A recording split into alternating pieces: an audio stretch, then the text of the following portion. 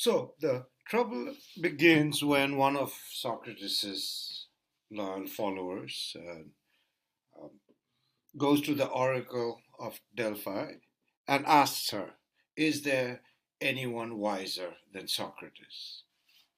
And she declares that no man is wiser than Socrates. So Socrates is quite confounded to hear this, so he spends the rest of his life going around searching for the wisest person he can find, but finds none. What he finds is that often, whether it's a poet or artist or other teachers, other philosophers, artisans he talks to, each of them seem to have a very limited set of knowledges, but tend to think they know everything. Whereas Socrates himself finds that he knows nothing and he knows that he knows nothing. So he comes to the conclusion that it doesn't come to a conclusion because he keeps searching. But what he does find is that, uh, let's read it from the apology itself. What is the interpretation of this riddle? This riddle that the oracle has put out for Socrates, that he's the that there is no one wiser than him, when he himself knows that he is not wise. So let me quote this. What is the interpretation of this riddle? I know that I have no wisdom, but a god cannot lie. As the oracle of Delphi representing the god Apollo of knowledge and light. I went about searching after a man who was wiser than myself, at first among politicians, then among the philosophers, and found that I had advantage over them, because I had no conceit of knowledge. Indeed, what Socrates goes on to say, what he found were men who were most reputed for knowledge were often the most foolish. The most wise were often the most unwise, because they did not know that they were unwise or that their knowledge was not as profound as they thought it was. So he concludes, Socrates concludes, I'm better off than he is, for he knows nothing and thinks that he knows. I neither know nor think that I know. So this is sort of where the trouble starts. And Socrates comes to consider himself what he calls the gadfly of Athens, of Athenian state and society, meaning a pest. He goes around questioning everybody. And he finds, in a sort of fairly aggressive manner, as we'll see, in a dialectic manner, going back and forth, trying to prove them wrong, moving on from there. So, needless to say, this uh, ends up annoying a lot of people. He makes a lot of enemies and so on. But in the process, he's not just going around pestering everybody that, hey, you don't know anything, but he also, in the process, disseminates his ethical views. That what one has to do is seek virtue and wisdom instead of simply following one's own self interest. This is one of his most famous quotes. You'll find in every ethical text on ethics, and plus many others, and so on. The unexamined life is not worth living. So anyway, so he makes these arguments why he has pursued this, relentlessly pursued this search for knowledge and search for someone wiser than him, because he considered this a task laid upon him by the gods. In this particular case, the god Apollo speaking through the oracle of Delphi. And and as I mentioned, in the process, he also disseminates his views of how one should conduct oneself in life through the pursuit of virtues that we will see, and a pursuit of knowledge. Uh, and Needless to say, at the end of the day, actually, there's a longer story. The jury tried to offer him a deal in the sense like, okay, don't talk about all of this anymore and leave Athens. And then uh, they would spare him. Socrates patently refuses that, and does a couple of other things to really piss off the jury even more, or annoy the jury even more. And eventually the jury finds him guilty and sentences him to die by drinking this poison hemlock. Then we have, let me just say a couple of words. He gives one last speech after that, uh, on, I think, at the day or evening before his execution, when he has to drink the poison. That one of his friends, a disciples, friends, Crito, arranges, bribes the prison guards and so on, arranges for Socrates to escape from prison. And Socrates refuses to escape and instead says that no, he will obey the law, arguing that any wrongdoing, such as disobeying a law that and disobeying this, disregarding the sentence that has been given to him by the jury of Athens, is a wrong, and wrongdoing injures the soul. He argues that evading the punishment would be to damage the law, and this goes against his fundamental principle that one must never do wrong, even if wrong has been done against one. And one of the last sentences in Crito, you can see Socrates ever trying to cultivate this sense of virtue, a request Crito to make sure that all his unpaid debts are taken care of. And here we have the famous depiction in a painting of Socrates's the moments before he drinks the poison chalice full of with the chalice full of the hemlock. And as you can see, his followers and disciples are distraught and upset in all sorts of ways.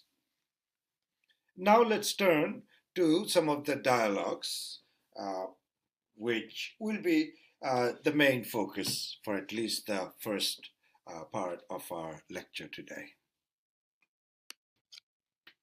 Okay, so as promised earlier, we will focus on one of the early dialogues, but give you a sense of what all these early dialogues are trying to do.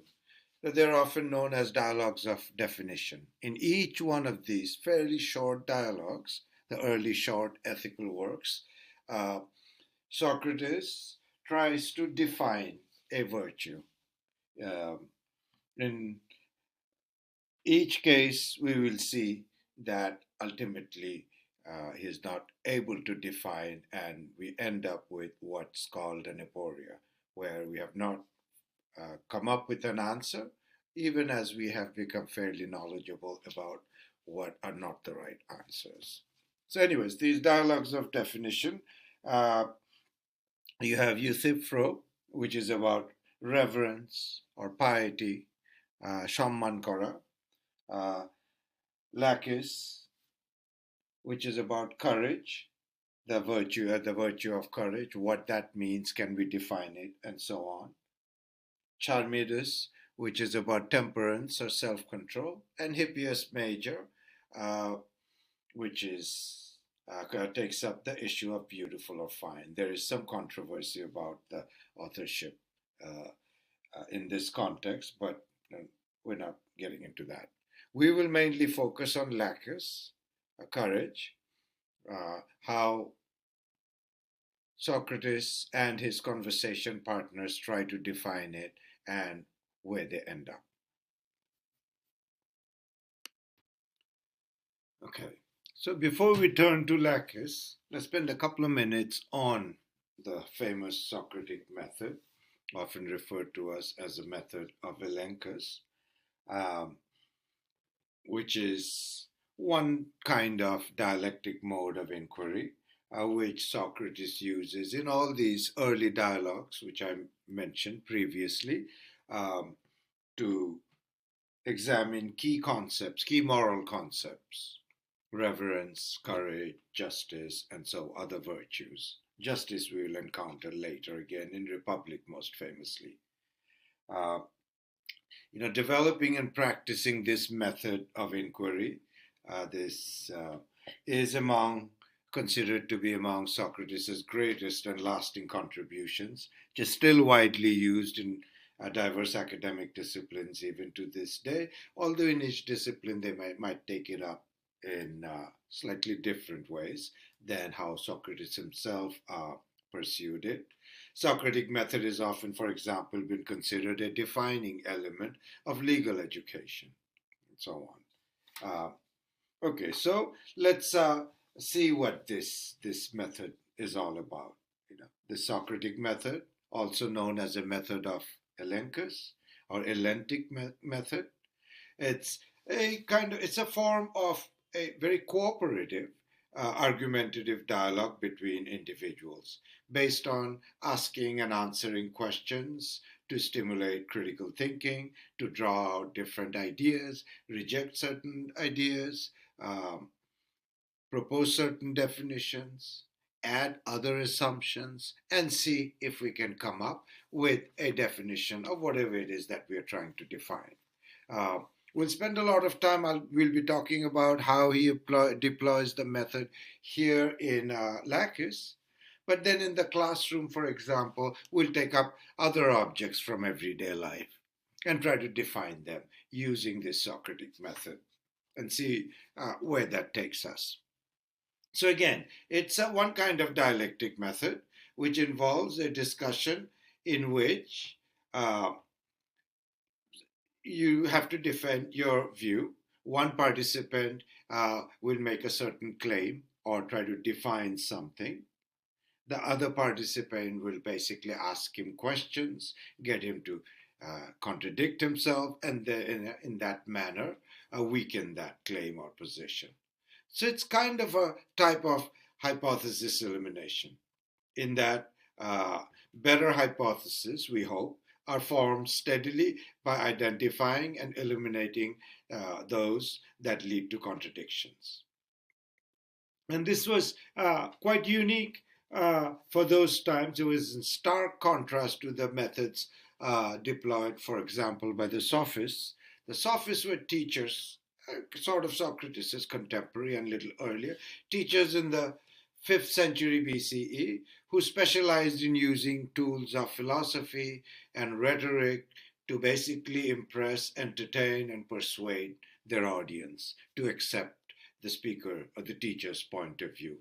Socrates' method quite different from that, as we can see.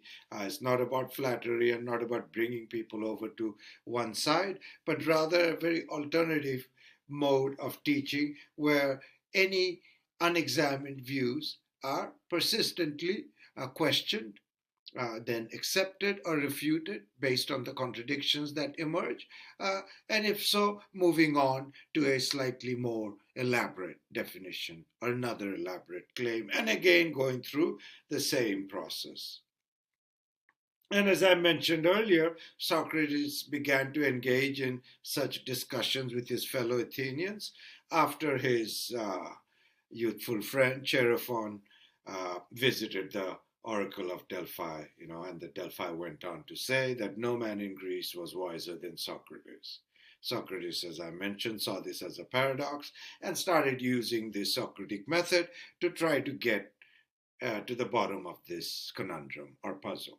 Because he knew he was not wise. How can the oracle, or the god speaking through the oracle, claim that Socrates is the wisest of all? Now, Socrates is typically, entirely associated with this Ellentic mode.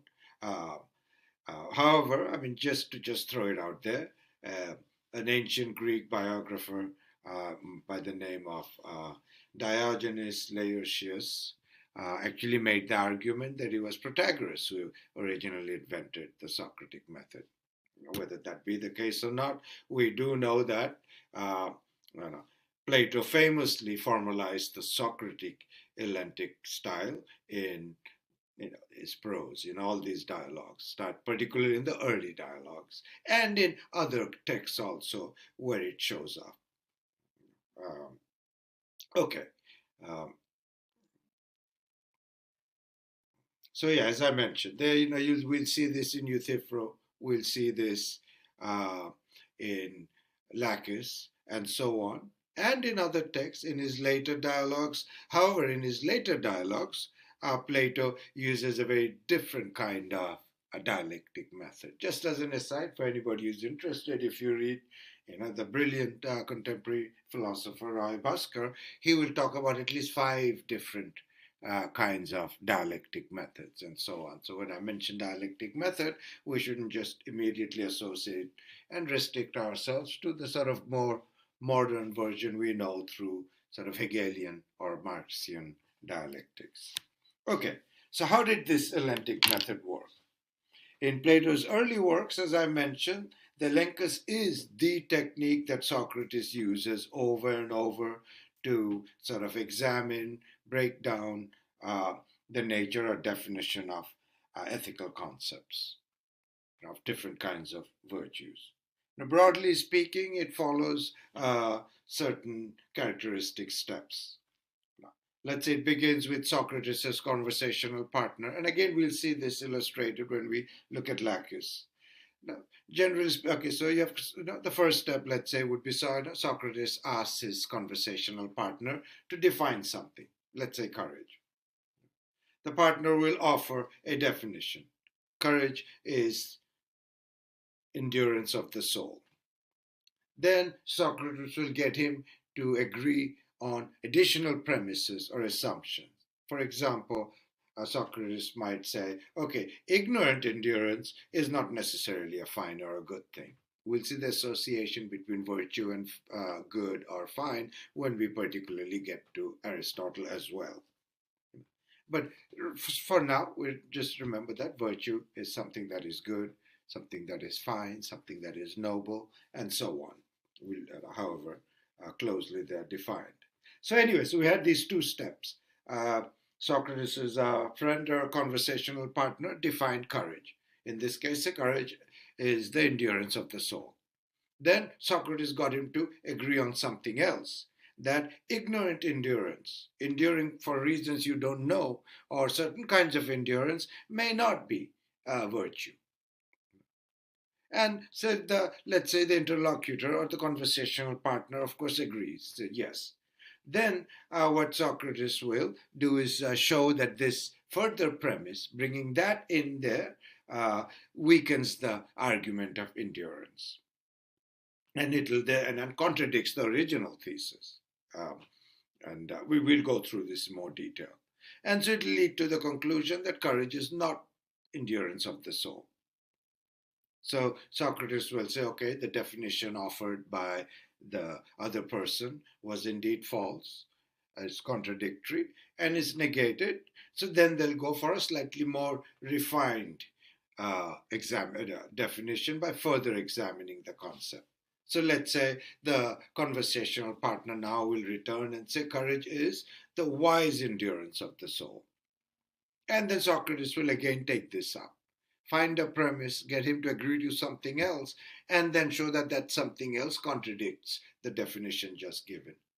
And it'll sort of so go on in this manner. And as we will see in all of these early dialogues, not the case when we get to Republic, where he uses a different mode of analysis. In all these early dialogues, we'll see that they won't be able to. Neither Socrates, certainly not the conversational partners, neither nor Socrates, will be able to come to a definition. Rather, they'll end in a state of puzzlement or disappointment. So these are often called aporetic dialogues, that they end with an aporia. And in philosophy, as I just mentioned, aporia typically refers to a state of puzzlement or confusion. Aporia takes up different meanings as we look at some of the other fields of humanities, for example, in rhetoric and literature and so on. But in this philosophical context, we're keeping aporia is basically saying that at the end, after all of these exercises, they have not been able to define it, and they're still rather confused about the whole matter.